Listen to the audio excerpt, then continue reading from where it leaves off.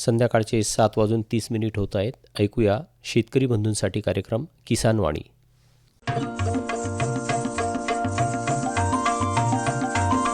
किसान वाणी, किसान वाणी, किसान वाणी, किसान वाणी.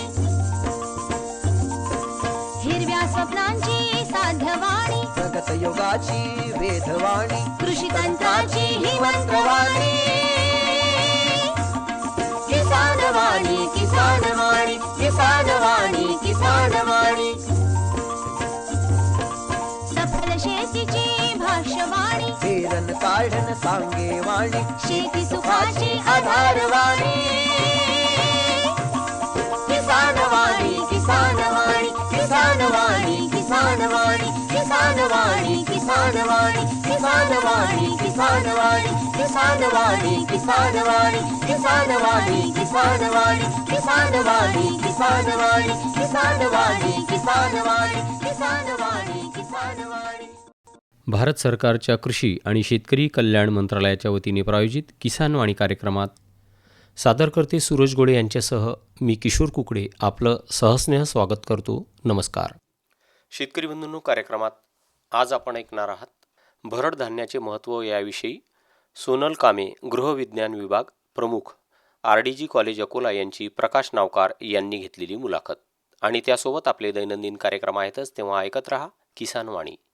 शेतकरी बंधूंनो, कार्यक्रमात सुरुवातीलाच ऐकूया ग्रामीण कृषी मौसम सेवा, डॉक्टर पंजाबराव देशमुख कृषी विद्यापीठ अकोला आणि भारत मौसम विभाग यांच्याकडून प्राप्त उद्याचा हवामानाचा अंदाज.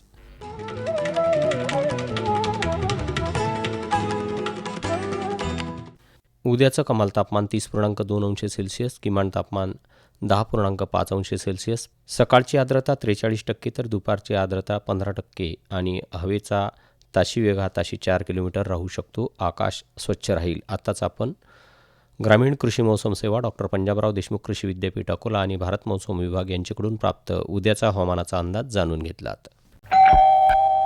सर्वोत्कृष्ट शेतकऱ्याचा पुरस्कार मिळाला आहे हरीला. हरी आता आपल्या सर्वांना सांगतील आपल्या यशाचं रहस्य. माझ्या शेतकरी बंधू आणि भगिनींनो, आपणही आपल्या शेतात चांगलं पीक घेऊ शकता. ते कसं? बस जेव्हा काही समस्या असेल तेव्हा लगेच लावा हा नंबर 1800-180-1551. हा कोणाचा नंबर आहे भाऊ? शेतकरी कॉल सेंटरचा, जिथे तज्ञ आपल्याला शेतीच्या समस्येवर तोडगा सांगतील लगेच. अहो भाऊ, तज्ञ सारा वेळ थोडाच मिळणार आहे. नक्की मिळेल हो भाऊ. वर्षाचे 365 दिवस मिळेल, ते देखील सकाळी 6 ते रात्री 10 वाजेपर्यंत. पण भाऊ, जास्त वेळ बोलू तर पैसे खूप लागतील. अजिबात पैसे नाहीत. मोबाईलनं किंवा दुसऱ्या फोननं शेतकरी कॉल सेंटरला मोफत कॉल करा. सल्ल्याचेही पैसे नाहीत. खरं 16 आणि खरं. शेतकरी बंधूंनो, शेतीच्या समस्यांवर आपल्या भाषेत लगेच उपाय मिळवण्यासाठी भारतात कोणत्याही फोननं राष्ट्रीय हेल्पलाईन नंबर 1800-180-1551 वर मोफत संपर्क साधा. शेतकऱ्यांचा मित्र शेतकरी कॉल सेंटर. कार्यक्रमात यानंतर ऐकूया कृषीवाणी. वाचक स्वर आहे सचिन म्हैसने यांचा. कृषीवाणीमध्ये हरितगृह तंत्रज्ञान याविषयीची माहिती आणि प्राप्त झाली आहे. डॉक्टर पंजाबराव देशमुख कृषी विद्यापीठ अकोला यांच्याकडून. शेतकरी बंधूंनो, हरितगृह हे फ्रेम बनवून त्यावर पारदर्शक प्लॅस्टिकचे आच्छादन टाकून उभारले जाते. यामध्ये विविध पिकांकरिता लागणारा योग्य सूर्यप्रकाश, तापमान, आर्द्रता, कर्बल वायू आणि हवेतील इतर घटक या बाबींवर नियंत्रण करून व्यापारीदृष्ट्या काही पिके घेता येतात. हरितगृहामध्ये ज्याला बाजारात जास्त मागणी आहे किंवा ती उपलब्ध नाहीत अशा भाजीपाला, फळे, फुले, शोभिवंत झाडे याकरिता मुख्यतः हरितगृहाचा व्यापारी दृष्टिकोनातून वापर करता येतो. हरितगृहात भाजीवर्गाच्या पिकांची वाढ दुप्पटपेक्षा जास्त दिसून आली आहे. महाराष्ट्रात पुणे, नाशिक येथे मोठ्या प्रमाणात हरितगृहात फुलांची शेती केली जाते. हरितगृहाचे फायदे: पिकांना लागणारे नियंत्रण वातावरण तयार करता येते. पिकांना खूप जास्त किंवा खूप कमी तापमानापासून आणि पावसाच्या माऱ्यापासून वाचविता येते. झाडांची झपाट्याने वाढ होते. भाजी वर्गातील पिकांचे उत्पन्न काही पटीने वाढू शकते. फळे आणि भाज्या यांची प्रत योग्य व्यवस्थापन केल्यास अधिक चांगली राहू शकते. बाजारातील मागणी पाहून विशिष्ट पिकांचा हंगाम नसतानासुद्धा हरितगृहात पीक घेता येते आणि अधिक नफा मिळू शकतो. किडींचा प्रादुर्भाव कमी राहतो आणि सहजरित्या नियंत्रित करता येतो आणि पाण्याची गरज पण कमी लागते.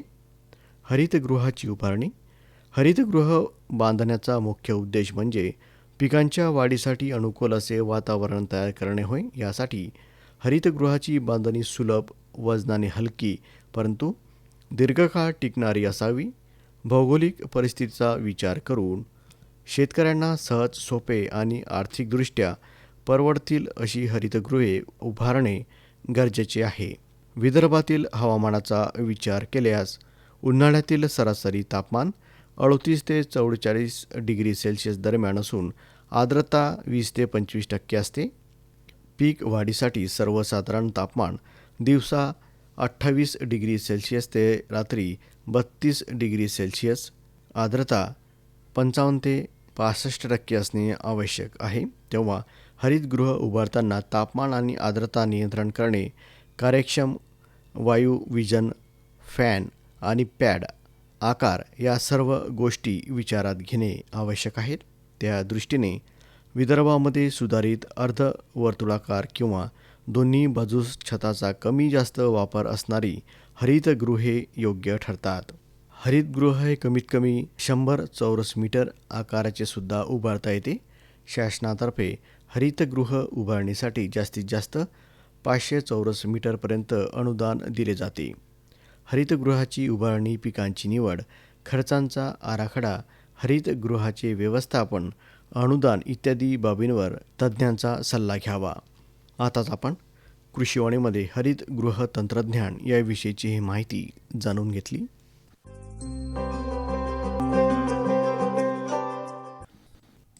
अरे अरे अरे अरे, क्या कर रहा है? इधर इधर इधर, हम बोल रहे हैं तेरे बीजू का. उतला बोल रहा है? हाँ, पक्षियों से तो हम खेत को बचा लेते हैं, पर इन घातक रसायनों से कैसे बचाएं? मतलब? देख बेटा, तू जो ये अंधाधुंध रसायन मिलाता है ना, मिट्टी की सेहत बिगड़ने लगी है. और जब माटी ही कमजोर पड़ जाएगी तो उपज कैसे सेहतमंद होगी? हाँ? अरे पहले ऐसा नहीं था. पूछना अपने बड़े बुजुर्गों से, कैसे फसल लहलहाती थी, शुद्धता झलकती थी. हाँ, माटी भी तंदुरुस्त और लोग भी. अरे अब पहली वाली बात कहाँ? पर अब तो सभी डाले हैं. सब नहीं, आज भी लाखों जागरूक किसान परंपरागत विधि से फसल उगा रहे हैं. खर्चा कम और उपज की कीमत भी बेहतर पा रहे हैं. सच है? रे बेटे, एक्सपीरियंस से बता रहे हैं. धूप में बाल सफेद नहीं किए हैं. हाँ. ठीक है भाई, मैं भी आज से जैविक खेती शुरू करूंगा. माटी से प्रेम की परंपरा है. परंपरागत खेती.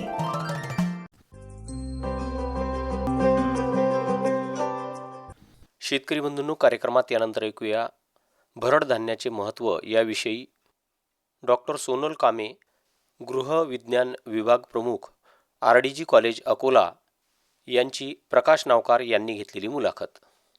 शेतकरी बंधूंनो, किसानवाणी कार्यक्रमात आपण महत्त्वपूर्ण माहिती ही जाणून घेत असतो. शेतकरी बंधूंनो, आपल्याला माहिती आहे, आपण धान्य जरी पिकवत असलं तरी आता धान्य पिकवण्याचा प्रकार वेगवेगळा झालेला आहे. एकाच एक धान्य पिकवण्यामागे आपला कल झालेला आहे. त्यामुळेच अनेक रोगांना आपण बळी पडत आहोत असं डॉक्टर मंडळीचं मत पडत आहे.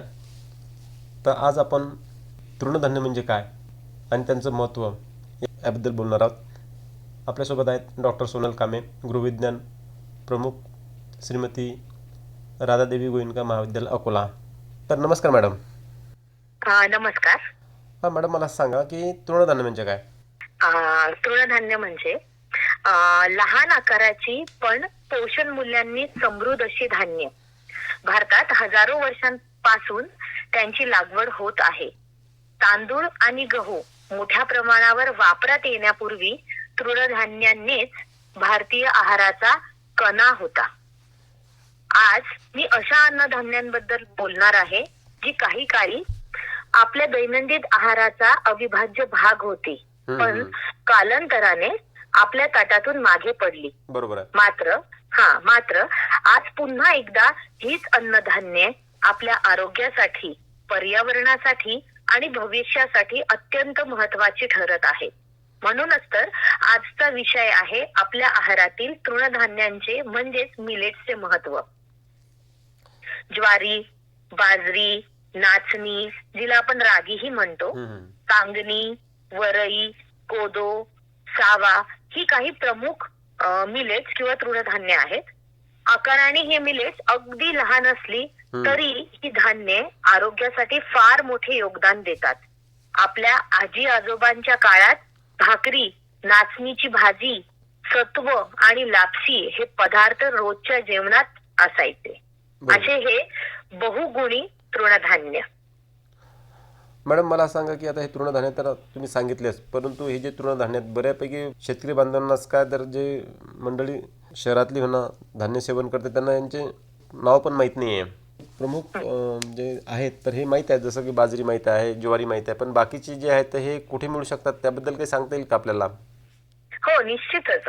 हे जे तुम्ही तुमच्या या एका प्रश्नात 2 प्रश्न आहेत की हे आधी माहित नव्हते. निश्चितच हे मिलेट्स जे आहे यांना आधी गरिबांचे अन्न असे संबोधल्या जायचे, कारण की उच्चभ्रू कुटुंबांमध्ये गहू, तांदूळ ह्या जे महाग मिळणारे धान्य होते यांना जास्त प्राधान्य दिले जायचे. बऱ्याच वेळेस ते बाहेरच्या ठिकाणांहून निर्यात केले जायचे, म्हणून ते थोडेसे किमतीने महाग होते, दिसायलाही खूप जास्त सुंदर, आणि म्हणून ते उच्च कुटुंबातील व्यक्ती त्यांचे जास्त सेवन करायचे. आणि जे गोरगरीब लोक होते ज्यांना ते हे जे महागाचं धान्य हे त्यांच्या खिशाला परवडणारे नव्हते, तर असे लोक हे कोडो, कुलथा, ज्वारी, बाजरी, नाचणी, कांगणी ज्याची नावं सुद्धा बऱ्याच जणांना माहिती नाही आहे, हे तृणधान्य ते खायचे.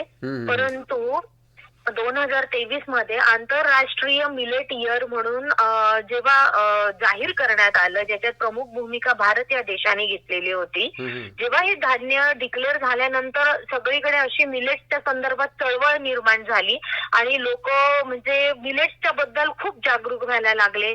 आणि आधी हे मिलेट्स जे कॉमन होते जसे ज्वारी, बाजरी हे सर्वत्र मिळायचे, परंतु नाचणी, कांगणी, कोदो, वरई हे प्रकार माहित नसल्यामुळे बऱ्याचशा दुकानांमध्ये हे अवेलेबल नव्हते.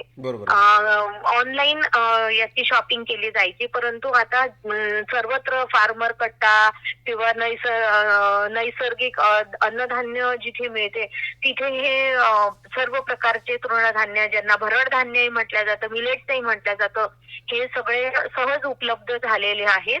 आणि महत्वपूर्ण बाब अशी की म्हणजे सर्वांच्याच घरामध्ये, म्हणजे irrespective of your economical status, आता सगळ्यांच्या घरांमध्ये हे मिलेट्स कोणत्या ना कोणत्या स्वरूपामध्ये सेवन केल्या जातात आणि त्याचे भरपूरसे फायदे आरोग्यावर झालेले हे निदर्शनास येतात.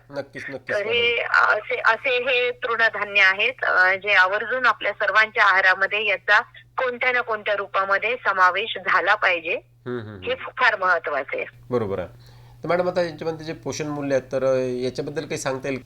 तसे तर पहा, हे तृणधान्य जी आहेत ही पोषणाने परिपूर्ण आहेत. त्यामध्ये मोठ्या प्रमाणात आहारातील तंतू म्हणजेच फायबर असतात आणि फायबरमुळे काय होतं तर आपली पचनक्रिया सुधारते, बद्धकोष्ठतेचा त्रास कमी होतो आणि पोट दीर्घकाळ भरलेले राहते. आता बरेचशा आजारांचं मूळ हे आपल्या पोटातूनच आहे म्हणतात, कारण की पोट साफ नसलं तर त्याच्यामुळे बद्धकोष्ठता होते आणि त्यातून वेगळे वेगळे आजार निश्चितच निर्माण होत असतात.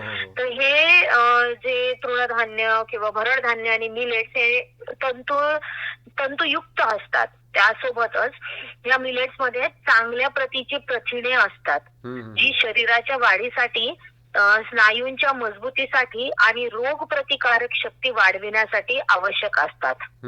शाकाहारी लोकांसाठी तृणधान्य हा प्रथिनांचा उत्तम स्तोत्र आहे.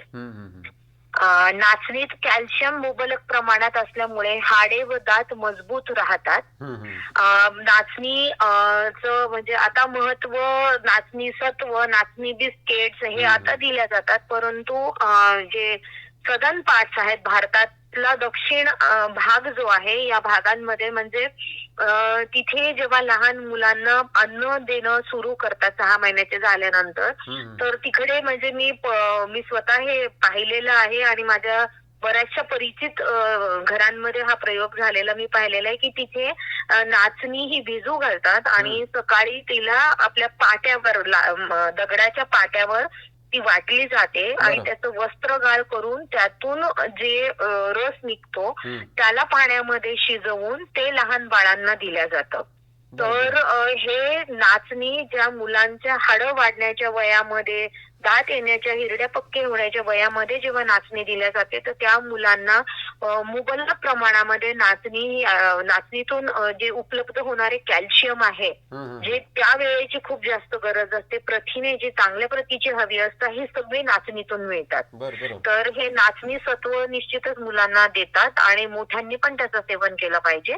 यासोबतच बाजरीमध्ये लोह असल्यामुळे ते अनिमियासाठी खूप जास्त फायद्याची आहे.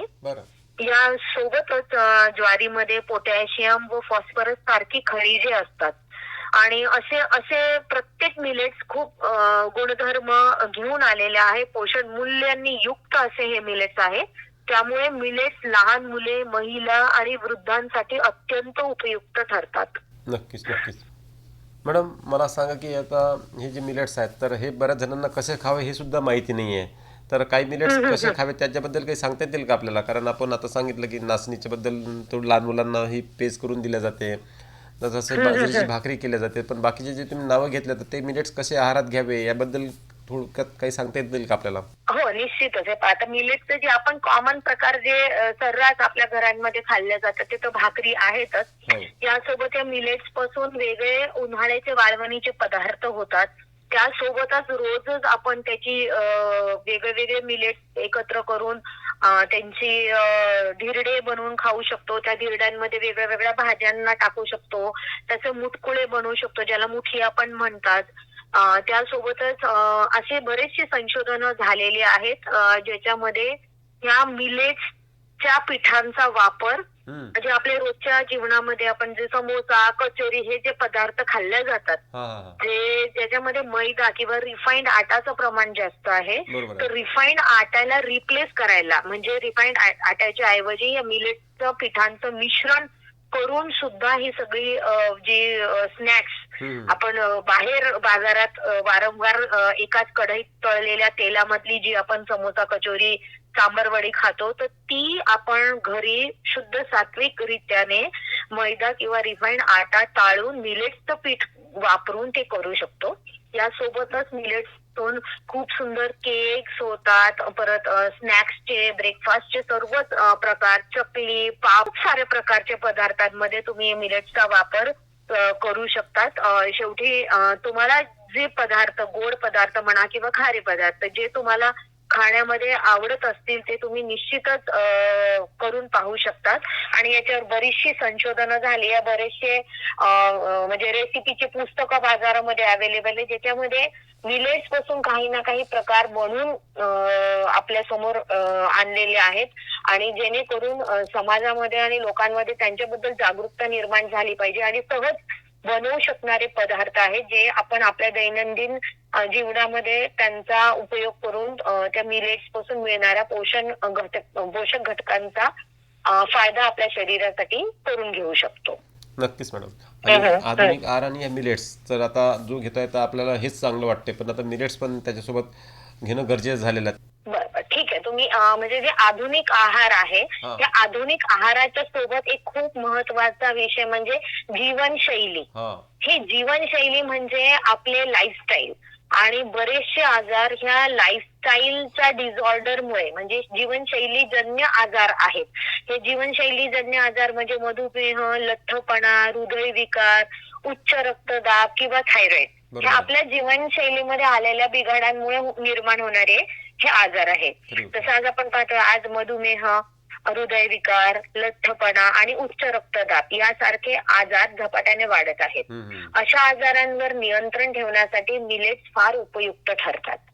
मिलेट्सचा ग्लायसेमिक इंडेक्स हा कमी असतो, त्यामुळे रक्तातील साखर हळूहळू वाढते आणि अचानक वाढ होत नाही साखरेची. म्हणूनच ग्लुकोजची अचानक वाढ नाही होत. म्हणूनच मधुमेहाच्या रुग्णांसाठी मिलेट्स अत्यंत फायदेशीर मानले जाते. तृणधान्यांमध्ये कोलेस्ट्रॉल कमी करतात तृणधान्य.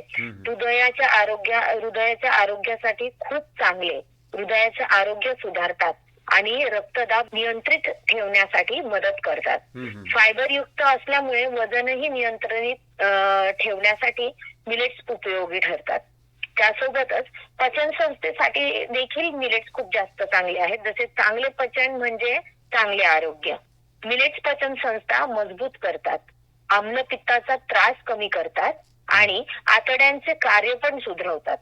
प्रक्रिया न केलेली नैसर्गिक अन्नधान्य असल्यामुळे मिलेट शरीरासाठी हलकी ठरतात. परंपरागत पद्धतीने भिजवून, आंबून किंवा शिजवून मिलेट्स वापरल्यामुळे त्यातील पोषण मूल्य अधिक चांगल्या प्रकारे शरीरात शोषले जातात. यासोबतच जेव्हा आपण आधुनिक जीवनशैलीचा विचार करतो आणि आता आधुनिक आहारामध्ये जसे आज मिलेट्स पासून मी जसं सांगितलं वेगवेगळे पदार्थ बनवले जातात. जसे डोसा, इडली, उपमा, खिचडी, बिस्किट्स, नूडल्स किंवा सॅलड असे आधुनिक पदार्थ जे आजकाल आपल्या सर्वांनाच खूप आवडतात आणि मुलांनाही त्यांचा एक वेगळाच क्रेज आहे. तर ह्या सगळे पदार्थ जेव्हा मिलेट पासून तयार होतात तर निश्चितच आधुनिक जीवनशैलीत सहजच ह्या मिलेट्सला आपण सामावून घेऊ शकतो आणि त्यापासून आपल्या सर्वांसाठीच आपल्या सर्वांच्याच आरोग्यावर त्याचा निश्चितच चांगला फायदा होऊ शकतो. मॅडम, आता आपल्या घरातले जे वृद्ध असतात तर त्यांना सुद्धा हलका आहार गरजेचा असतो. निश्चितच वृद्धांसाठी मिलेटचे खूप जास्त महत्व आहे. कारण की वृद्ध अवस्थेत पचन संस्था ही थोडी कमजोर झालेली असते, थोडी होतच असते म्हणजे वयामानाने, आणि हाडे ठिसूळ झालेली असतात.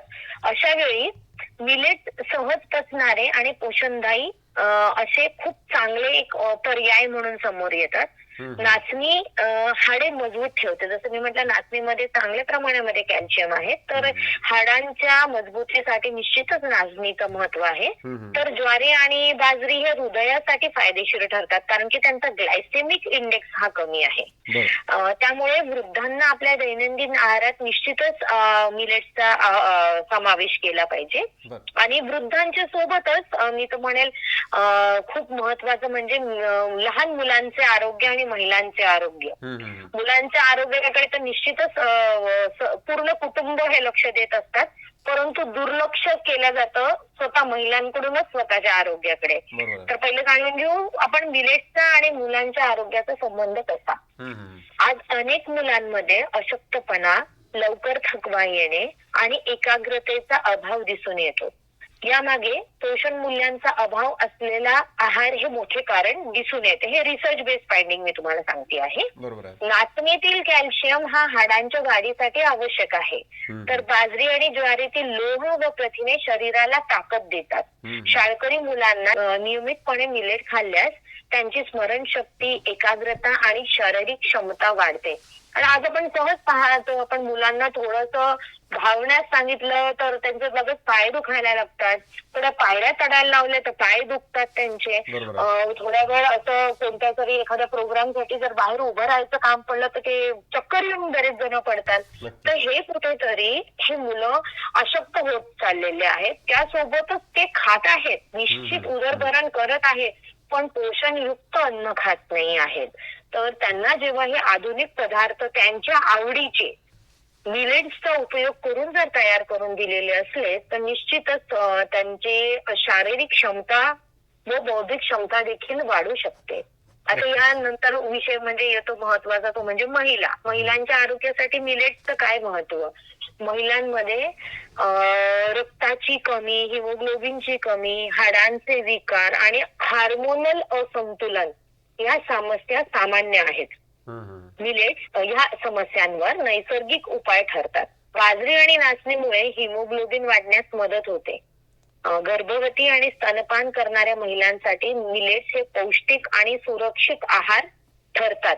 तसेच दीर्घकाळ पोट भरलेले राहत असल्यामुळे अति खाणे टाळले जाते व ओबेसिटी कडे व्यक्ती जात नाही. त्यासोबतच ह्या मिलेट्स मध्ये असे गुणधर्म आहे जे स्त्री आरोग्य जपण्यासाठी खूप जास्त महत्वपूर्ण भूमिका बजावतात.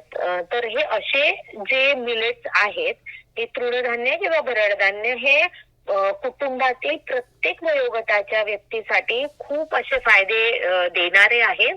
म्हणून याचा समावेश आपल्या कुटुंबातील दैनंदिन आहारामध्ये कोणत्या ना कोणत्या स्वरूपात निश्चित केला पाहिजे. हे फार महत्वाचे.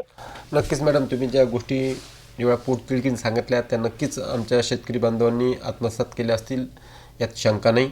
आणि ही जे आपण सांगितले तृणधान्य अर्थातच मिलेट्स, तर हे आहारात घेतील अशी आपण या ठिकाणी आशा करूया. आणि आपण वेळात वेळ काढून आम्हाला जी मुलाखत दिली त्याबद्दल अकोला आकाशवाणीतर्फे आणि जे शेतकरी बांधव आपल्याला ऐकत आहेत त्यांच्यातर्फे मी आपला आभार मानतो. धन्यवाद. धन्यवाद. आत्ताच आपण डॉक्टर सोनल कामे, गृहविज्ञान विभाग प्रमुख, RDG कॉलेज अकोला यांची प्रकाश नावकार यांनी घेतलेली मुलाखत ऐकलीत. विषय होता भरड धान्याचे महत्त्व.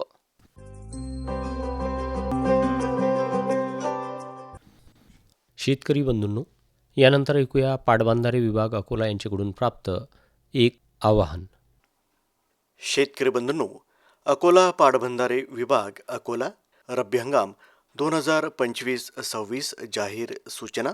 शेतकरी बंधूंनो, अकोला पाटबंधारे विभाग अकोला या विभागाच्या अधीनस्थ येत असलेल्या पाटबंधारे प्रकल्पावर सन 2025-26 मध्ये प्रकल्पाचे जलाशयात उपलब्ध असलेल्या साठ्यानुसार रब्बी हंगाम 2025-26 चे नियोजन करण्यात आले आहे. सिंचनासाठी पाणी उपलब्ध करून देणे असलेल्या क्षेत्राबाबतची माहिती संबंधित शाखा कार्यालयात शाखाधिकारी यांच्या मार्फत प्राप्त करून देण्यात येत आहे. प्रकल्पाचे लाभधारकांना विनंती करण्यात येते की त्यांनी आपले पाणी मागणी अर्ज दिनांक 31 डिसेंबर 2025 पर्यंत संबंधित शाखा कार्यालयात प्रत्यक्ष किंवा रजिस्टर पोस्टाने पाठवावेत. पाणी मागणी अर्ज नियम आणि अटी याविषयी जाणून घेऊया. धरणामध्ये सिंचनासाठी आवश्यक इतका पाणीसाठा उपलब्ध झाल्यास सिंचनासाठी मागणीनुसार कालव्याला पाणी सोडण्यात येईल. तसेच जलाशयावरून उपसा करण्यासाठी परवानगी दिली जाईल. कोणत्याही प्रकल्पावर कालव्यावर कोणत्या गेटपर्यंत पाणी मिळू शकते याबाबतची सविस्तर माहिती संबंधित शाखा कार्यालयाशी उपविभागाशी संपर्क करून घ्यावा. पाणी मागणी नमुना अर्ज 7 मध्ये असावयास पाहिजे. अर्जाचे कोरे नमुने शाखा अधिकारी यांच्या कार्यालयात उपलब्ध आहेत. पाणी मागणी अर्ज करणारा शेतमालक असला पाहिजे. कुळ अगर वहीतदार असलेल्या शेतीसाठी मागणी अर्जासोबत मालकाचे संमतीपत्र जोडावे. पाणी मागणी अर्जामध्ये मागणीचे क्षेत्र पीकवार स्पष्ट लिहावे. पाणी मागणी अर्जामध्ये सर्वे नंबर, पोट हिस्से अचूक लिहावेत. पाणी मागणी अर्जावर मागील ओलिताची थक बाकी आहे किंवा नाही याबद्दल नोंद घेणे आवश्यक आहे. अर्जासोबत थक बाकी भरल्यानंतर अर्ज मंजूर करण्यात येईल. थक बाकीदार बागायतदारांना पाणी पुरवठा करण्यात येणार नाही. त्यांनी पाणी वापर केल्यास त्या क्षेत्राचा पंचनामा करण्यात येऊन दंडाच्या दराने आकारणी करण्यात येईल. पाणी मागणी अर्जाची पूर्तता बीट निरीक्षकाकडून करून घ्यावी आणि पूर्ण माहिती भरूनच अर्ज दाखल करावा. ठरवून दिलेल्या तारखांनाच पाणी वापर करावा. त्यापूर्वी पाणी वापर करू नये. शासन ठरविल त्याप्रमाणे प्रत्येक पाण्याची पाळी देण्यात येईल. पिकांचे पाणी मागणी मिश्र पिकासाठी करू नये. मिश्र पिकावर जास्त दर असलेल्या पिकांची आकारणी करण्यात येईल. पाणी पुरवठा केलेल्या क्षेत्राची मोजणीदाराकडून होईल. ती मंजूर असल्याबद्दल प्रत्येक कास्तकाराने मोजणी टिपण पुस्तकीमध्ये स्वाक्षरी करावी. पाणी मागणी अर्ज मंजूर झालेल्या कास्तकारांनी ओलीत न केल्यास किंवा मंजुरीपेक्षा कमी क्षेत्रात ओलीत केल्यास संपूर्ण मंजूर क्षेत्रावर आकारणी करण्यात येईल. शेतकरी बंधूंनी जास्तीत जास्त तुषार आणि ठिबक सिंचनाचा वापर करावा. पाणी कराची आकारणी तसेच इतर आवश्यक माहितीकरिता आपण कार्यकारी अभियंता अकोला पाटबंधारे विभाग अकोला यांच्याशी संपर्क साधावा. निवेदन संपलं.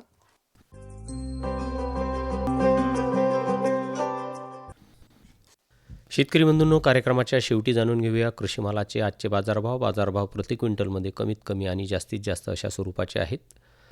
ज्वारी लोकल 1650 ते 1900, आवक 27 क्विंटल. गहू लोकल 2405 ते 2795, आवक 20 क्विंटल. उडीद 3805 ते 4900 आवक 32 क्विंटल. मूग 6450 ते 6975 आवक 18 क्विंटल. तूर 6001 ते 7035 आवक 527 क्विंटल. हरभरा 5046 ते 5155 आवक 374 क्विंटल. हरभरा पांढरा 7400 ते 7400 आवक 9 क्विंटल. तीळ 10050 ते 11800 आवक 9 क्विंटल. आणि कापूस 7689 ते 8010 आवक 3231 क्विंटल. सोयाबीन 4000 ते 4635 आवक 3476 क्विंटल. आत्ताच आपण कृषी उत्पन्न बाजार समिती अकोला यांच्याकडून प्राप्त कृषी मालाचे आजचे बाजारभाव जाणून घेतलेत.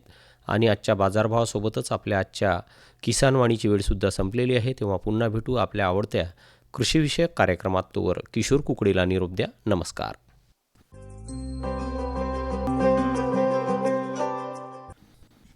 आजच्या किसानवाणी कार्यक्रमाचे सादरकर्ते होते सूरज गोळे.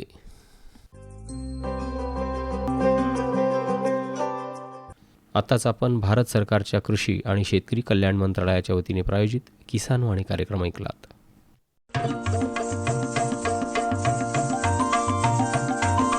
किसानवाणी किसानवाणी किसानवाणी किसानवाणी हिरव्या स्वप्नांची साध्यवाणी प्रगत योगाची वेधवाणी कृषी तंत्राची ही मंत्रवाणी किसानवाणी किसानवाणी किसानवाणी किसानवाणी सफल शेतीची भाष्यवाणी पेरन काढन सांगे वाणी शेती सुखाची आधारवाणी किसानवाणी किसानवाणी किसानवाणी किसानवाणी किसानवाणी किसानवाणी किसानवाणी किसानवाणी किसानवाणी किसानवाणी किसानवाणी किसानवाणी किसानवाणी किसानवाणी किसानवाणी किसानवाणी किसानवाणी किसानवाणी. आत्ताच आपण शेतकरी बंधूंसाठी प्रसारित किसानवाणी कार्यक्रम ऐकलात.